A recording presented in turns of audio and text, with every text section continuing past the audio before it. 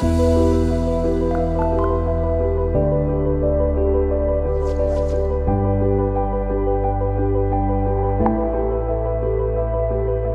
morning, everyone, and welcome to our first episode of Virtual Fusion Talk with my guest, Lise Bruynooghe.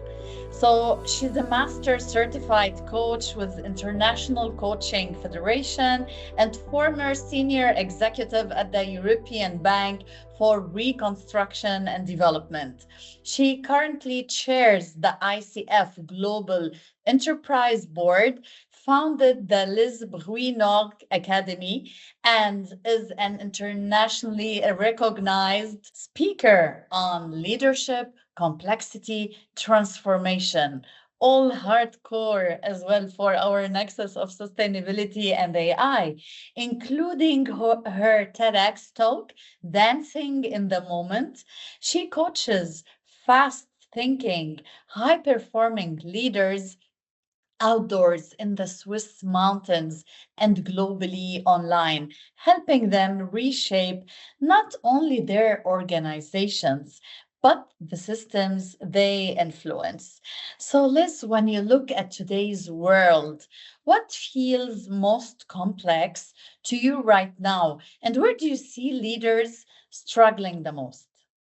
Mm, Thank you. I think this is such an important question, and maybe I'll just rephrase it to me and I'll include my clients in it. And I would say that we're currently in a period of a paradigm change. You know, the world that was stable and under the kind of Bretton Woods agreement after the Second World War in at least Western Europe is kind of crumbling. And that kind of order of the world is being put in question. So, geopolitically, you have a lot of moving pieces at the moment. And then we have the technology on top of it that develops exponentially. And what I find really interesting is that during COVID, there were studies. Now, I don't remember anymore if it was Oxford University or Cambridge University, but one of those two studied the human brain and realized that we humans really struggle to think in exponential terms. So we think in linear terms. So, like this very kind of nice line that grows in the same way versus exponential way. It may look and feel linear in the beginning because it's kind of low and then it kind of rapidly accelerates. And with COVID, we could see that it was also exponential, right? And a lot of humans were like, what? Yesterday there were no illnesses and now everyone is sick. How can that be? And it's the same with AI. And so the speed of AI developments is just staggering and we really struggle to comprehend it. So I guess out of those kind of two factors, and there are a few more that I'm not mentioning right now, but those two are already pretty big. And they generate a sense of real uncertainty, real instability for leaders. And that creates anxiety, fear, overwhelm, all sorts of things. And when we are in such high stress situations, we then revert to, in my trade, what we call the shadow side of ourselves. So the less examined side of ourselves, the less nice sides as well. And that's where you can then, have all sorts of toxic leadership emerging and all sorts of behaviors that you would prefer not to bring to the fore, but somehow because it's just too much, anyone who doesn't yet have the high level of self-awareness will kind of go into those shadow sides. Yes, absolutely. The different shades will emerge. Yes. So, Les, you've worked at the heart of global system transformation. Let's zoom into sustainability through that lens of complexity. So, when you hear the word sustainability today, do you see it primarily as a strategy, a moral responsibility, or systems redesign challenge? Mm. I was thinking, well, I've been thinking about this my entire life because sustainability is very close to my heart. So there definitely is a systems redesign challenge that's in it. There is also moral responsibility. Sometimes I think of it a little bit like it's a house that is being destroyed, right? So if you think of your own house where you live, the flat or the house, depending on the size of your dwelling, if someone came and smashed in your windows or started, put a little fire to your living room, we would probably react and do something about it. Yep. And somehow, with our planet, which is currently the only home we have in this universe, I mean, some people are dreaming of Mars, but we're not there yet. So this is the only available home right now. And we are destroying it. And somehow no one is reacting. And so when I think about it, I think of it more as a crisis or a challenge of collective denial. Because sometimes when change is too much, we go, I don't know if it's an English expression, like the ostrich putting their head in the sand. So we pretend it's not there. Somehow. Yeah. Yeah. So you may have something similar. Clear. Yeah. So it's really this notion of, okay, let's just pretend it's not there, like, okay, everything is fine. And I guess that's the phase we're in at the moment, kind of a collective denial. We're trying to say everything will be fine. It's okay. Let's not look at it. Let's just pretend it's not there. And so what then happens is sometimes, and if you think throughout history, you have those moments where, it just flips. So I like to think of the collapse of the Berlin Wall. Like a lot of people knew that the GDR was not the perfect regime for them. Some were kind of protesting, but obviously then they had to live with the consequences. But many people were silent. Many people were kind of pretending it's all fine.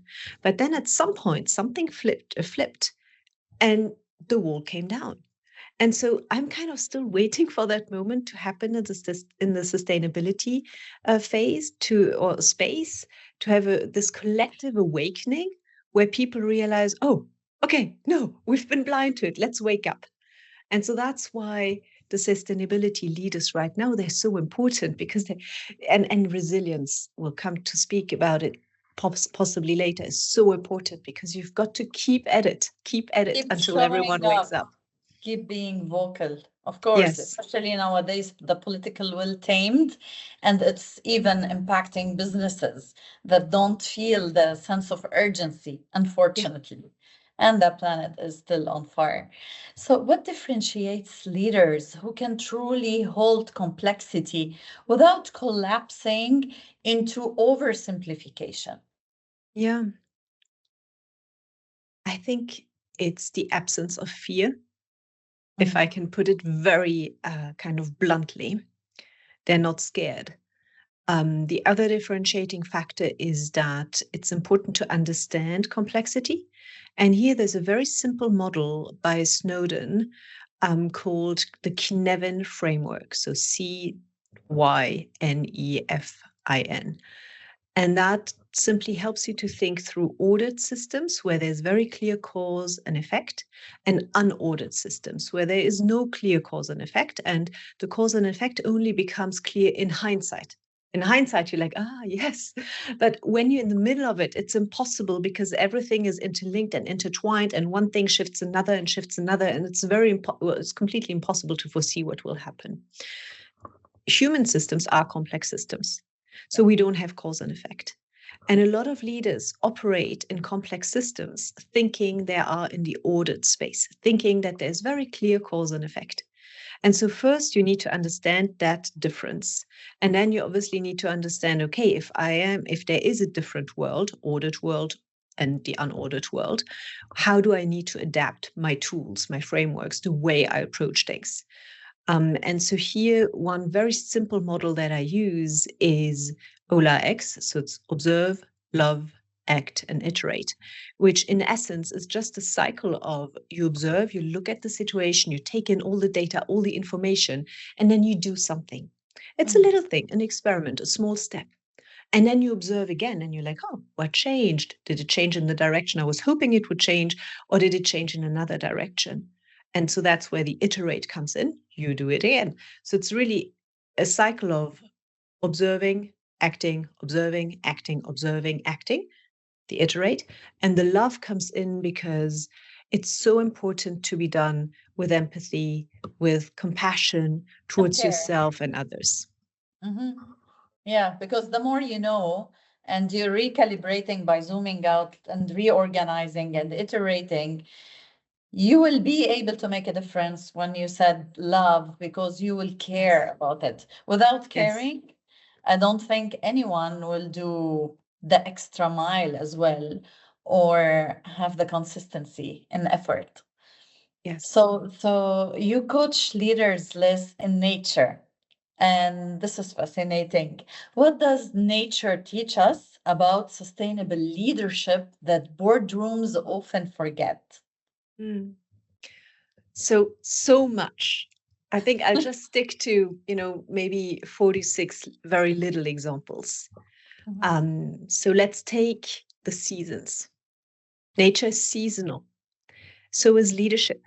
Sometimes there's a time for introspection, for reflection, which would be the winter if you want. And sometimes there's time for action. It teaches us patience. A tree doesn't grow into a tall tree within 2 seconds. Exactly. It takes a small seed and, it kind of, it Cycle. tells, yeah, exactly. It tells us about conditions. So a cactus will not grow in a swamp, right? So it's like, what are the right conditions for something, a project or someone to flourish, or a team to flourish, an organization to flourish? It tells us, let me see, it tells us about unpredictability and the lack of control. If we think of the weather, sometimes you start out in the mountains, you look at the forecast, you think it's going to be sunny, and all of a sudden you have a thunderstorm, right? So it's this unpredictability and then need for adaptability.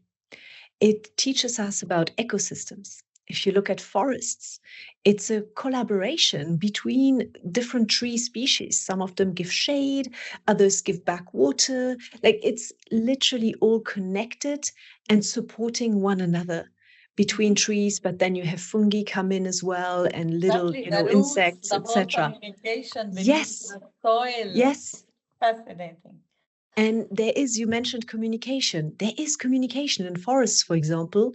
If one tree is being attacked by, a beetle, or some sort of little insect eating it, Predator.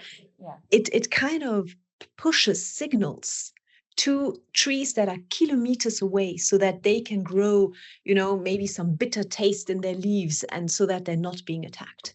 So there is all of that. There's this collaboration. There's this um, solidarity, like, I'm being eaten, but I'm going to make sure you're not, so you're warned.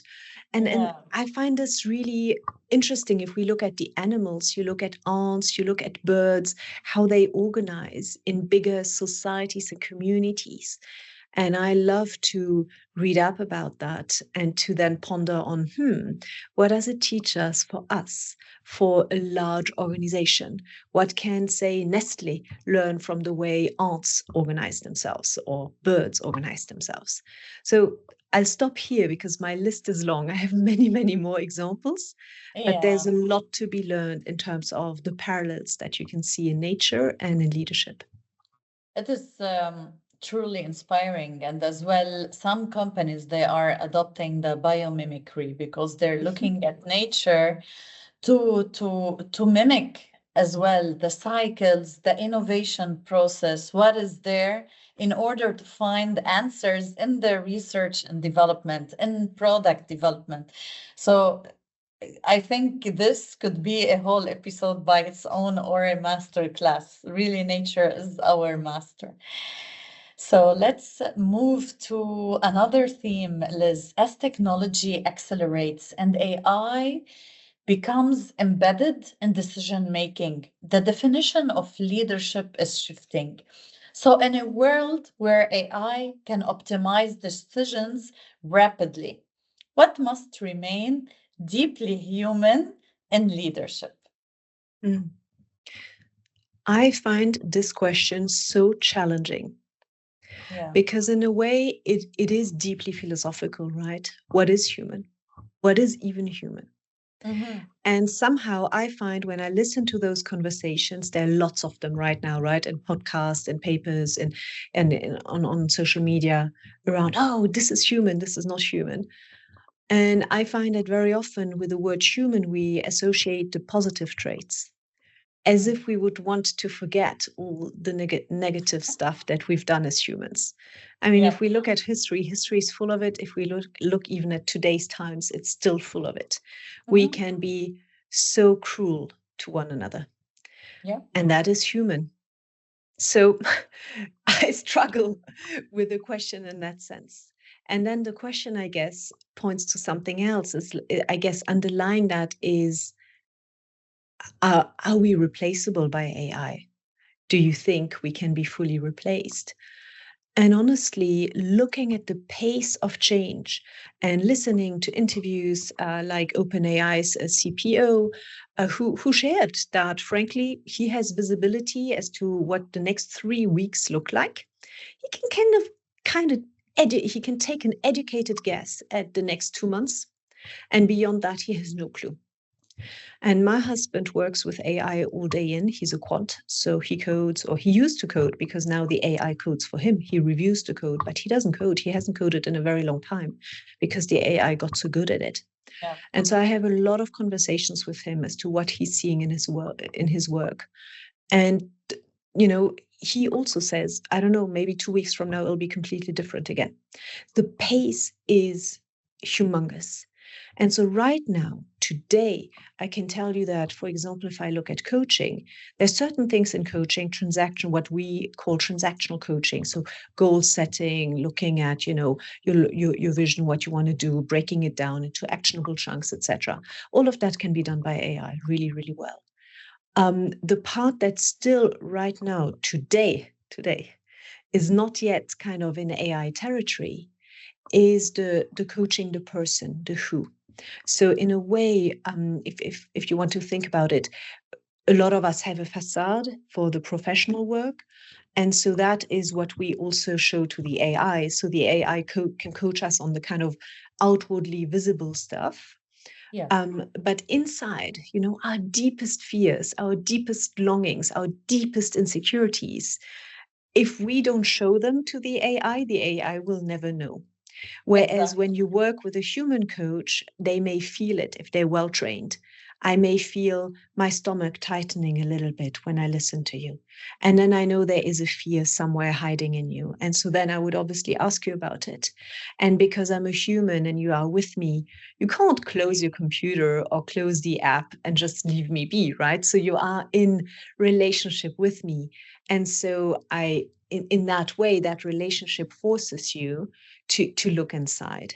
I mean, obviously, it's all done in agreement, right? But so that is still something right now these days where there is this human sense. But honestly, 6 months from now, 1 year from now, 10 years from now, maybe even that will be automated. So that's the question I have, like the embodied felt sense that we humans have. Maybe this can be done with AI too. I honestly don't know. It would have to be some sort of robot with all sorts of sensors, able to decrypt the slightest twitch in our faces, and to Including the somehow gut feel feeling. exactly, including our gut feeling. And so I don't know. I honestly don't know.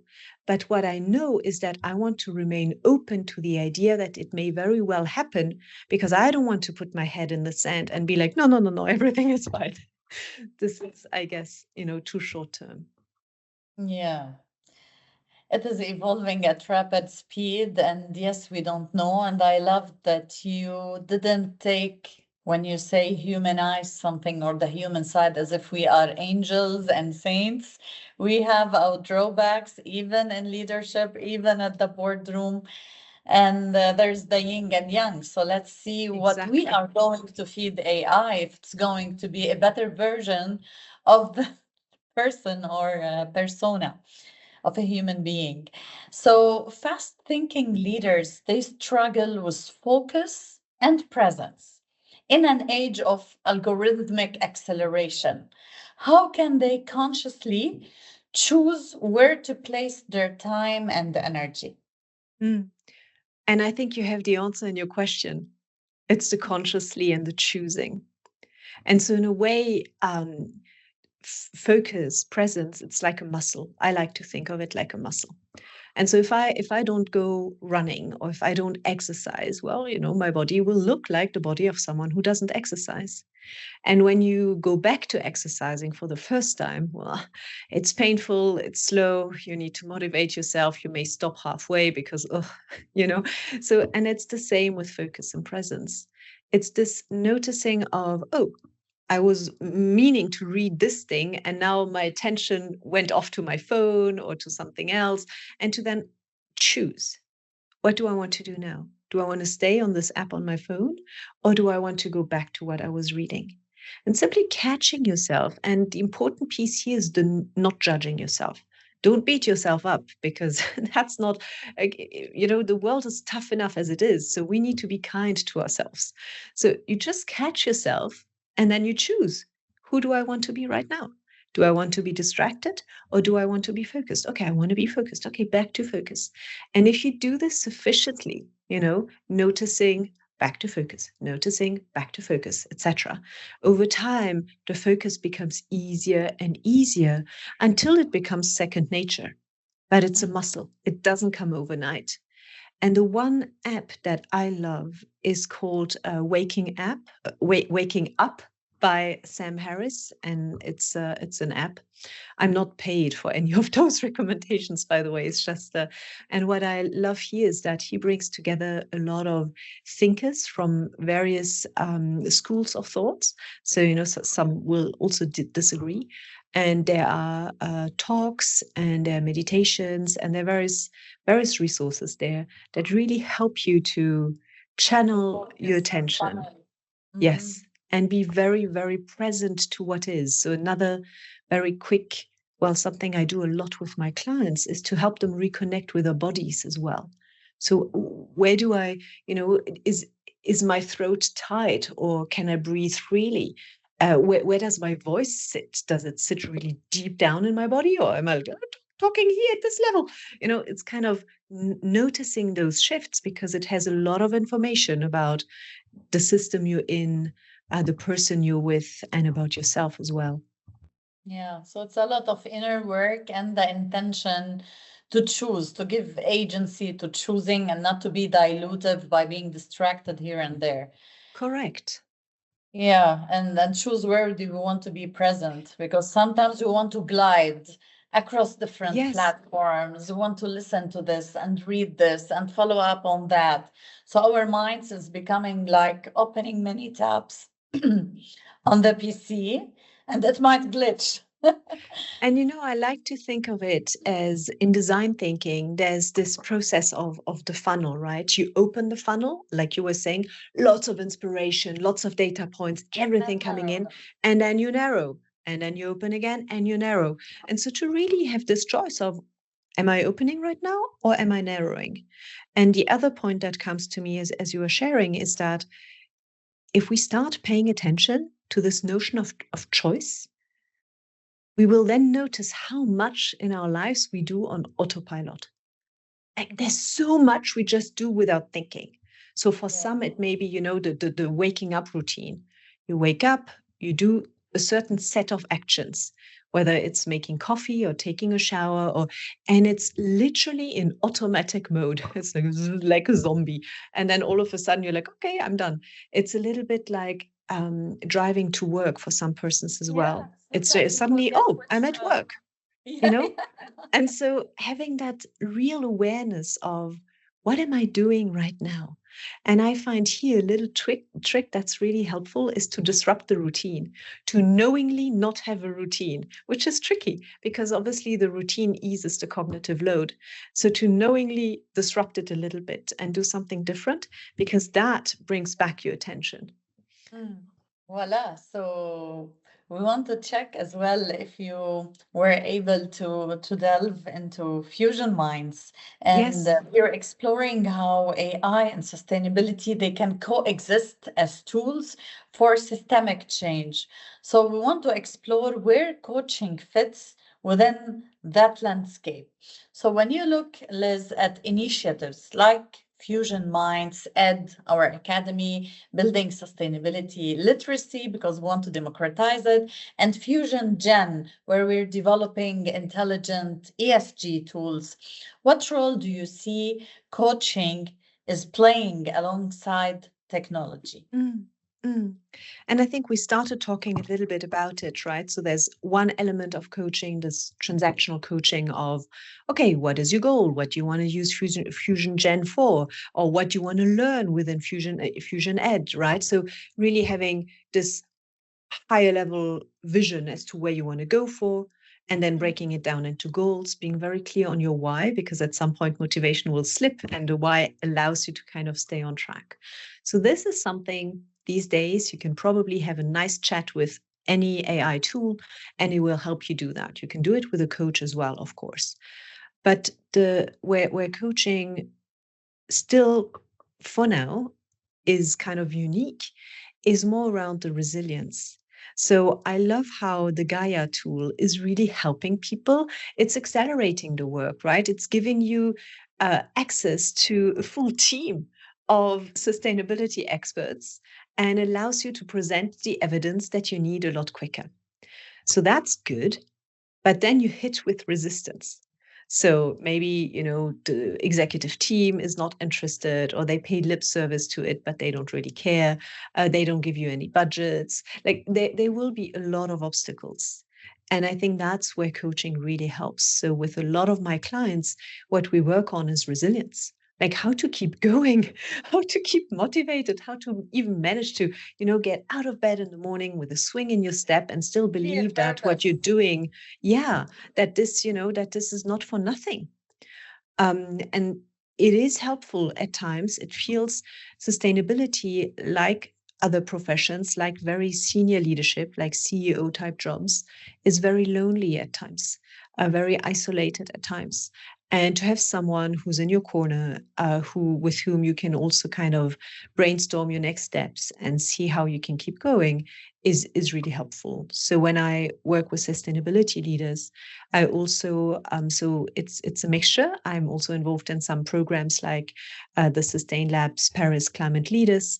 And there I do teaching where I teach them about complexity. I teach them about system level change so that they have, because a lot of them are technical experts, but not necessarily expert at change. And I'm an expert at change. And so I help them to see, okay, who do you need to be? How do you need to show up in a system to affect system level change? Because that is super complex. And so that is where coaching can come in still, I find. Yeah, yeah. I fully agree. It is really not only about the tools, but we need the coaching, the understanding in order to serve this change management. We need to be able to know how to influence others that see it overwhelming and cumbersome and complex, which it is true, and still appreciating the leverage of AI to remain focused and to optimize the whole cumbersome process and know where do we want to drill, what matters most to certain types of businesses. So yeah, and at the heart of sustainability, it's the humanity and the people. So there's a lot of work around people to be able to drive the positive change, right? And you're absolutely right. And so Gaia can help do the whole research, the whole data kind of led Inside. work. And then you have free time for the people side of the work. Yeah, and the development side. Yes. So, if you were advising sustainability leader using AI tools, what inner capacities would you tell them to strengthen first? Mm-hmm. So the first that came to my mind is critical thinking, but there may be more. But the AI is very, at least the models as they are today, they're very, very complementary. So, oh, such an excellent idea.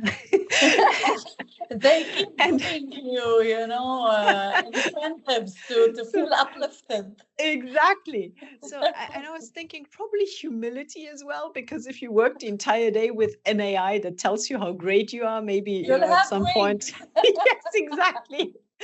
So I guess a mixture of humility and critical thinking. Also Mhm. critical thinking because sometimes, the AI is very, very impressive, but they still miss out on certain things. And so you prompt them in a certain way, and then, the output is something else. And I'm like, well, sorry, Exactly. but you forgot to also include this in this. And they're like, Yeah. oh, yes, sorry, I forgot. So that's kind of important. And then I find, and I talked about this earlier, it's this self-awareness, right? So even for people who, so now the critical thinking, the humility was for people who use AI to complement their thinking. But I also know a lot of people who use AI as, the kind of therapist supplement. And Yeah. here I find two things really important. One, the AI can only coach or counsel you on what you allow it to see. So we're back to what I was sharing earlier around the felt sense and certain things Yeah. that, we hide.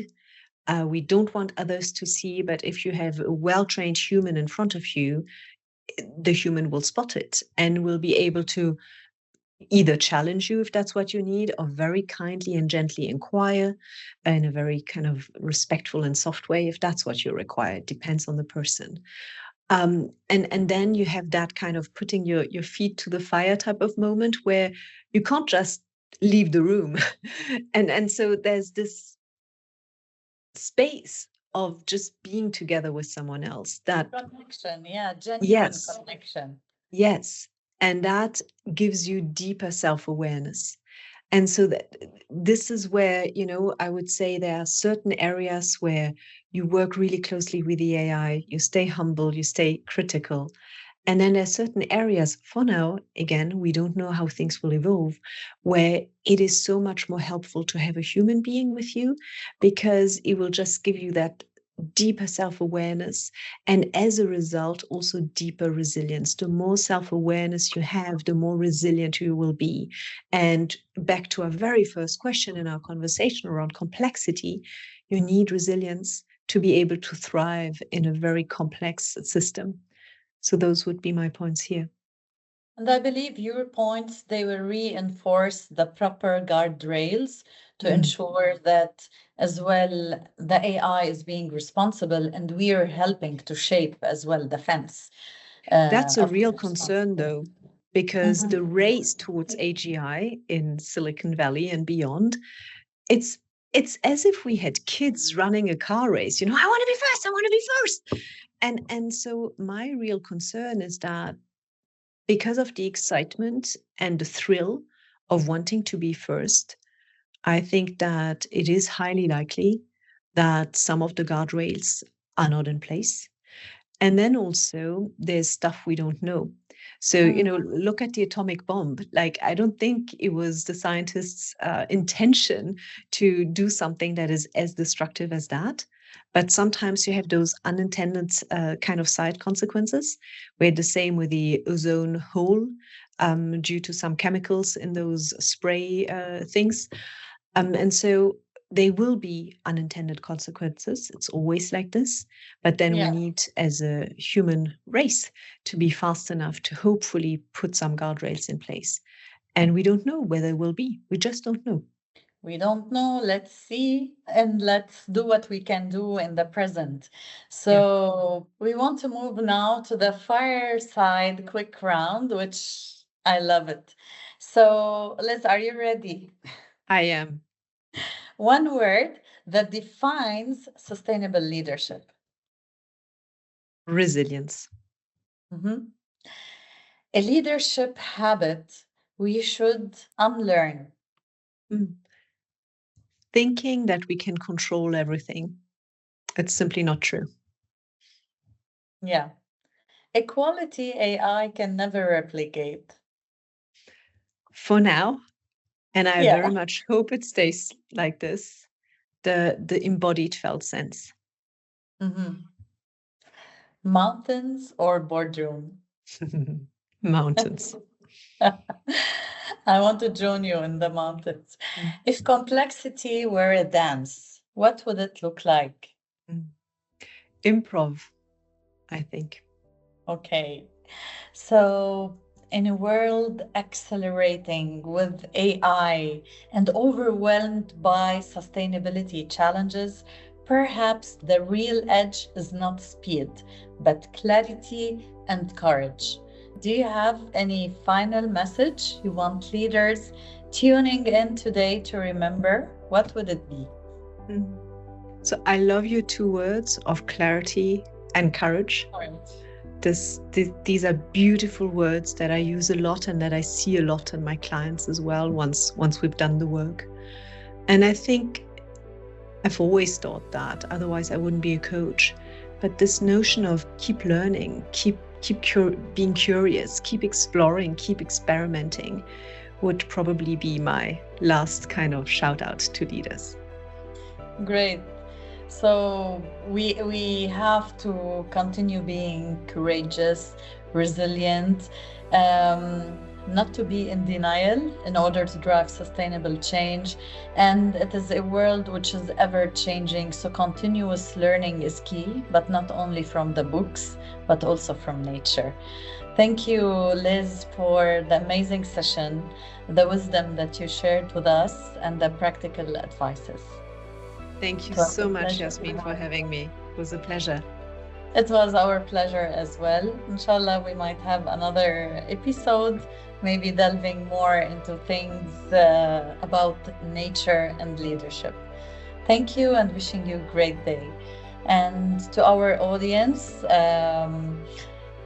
enjoy listening, learning, let it sink in, and stay tuned to other future episodes in 2026. Ciao.